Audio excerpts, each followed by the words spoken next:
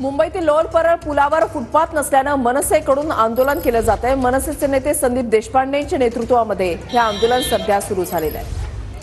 मानवी साखळी करत हे आंदोलन जे आहे त्यात सध्या केलं जात आहे।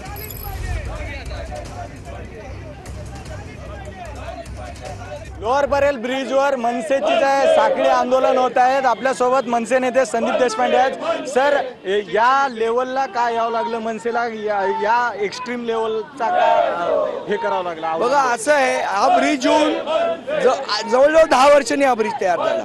त्यानंतर याचे उद्घाटन करण्याची घाई त्यांना झालेली। त्यावेळेलाच आम्ही हा फुटपाथचा विषय विचारला त्यांना की फुटपाथ का नाही याच्यावर। तेव्हा ते म्हणाले की ना 2 महिन्यात फुटपाथ तयार होईल, आता लोकांना जायला मार्ग ठेवू आम्ही। आता साईडला मार्ग ठेवणार होतो, आता इथे बघा, इथे कुठेही फुटपाथ नाही। ऑलरेडी वरळीमध्ये 3 हिट अँड रनच्या केस झालेल्या आहेत, त्यामध्ये मृत्यू झालेले आहेत दोघांचे। आज मला सांगा, उद्या इथे कोणाचा मृत्यू झाला तर कोण जबाबदार आहे? तुमचा रोग कुणाकडे आहे? स्थानिक लोकप्रतिनिधी? नाही, स्थानिक लोकप्रतिनिधींचं लक्षच नाहीये, पण जो चीफ इंजिनियर ब्रिजेस आहे किंवा परिवहन खाता यांनी मला असं वाटतं त्याच्यामध्ये लक्ष घातलं पाहिजे।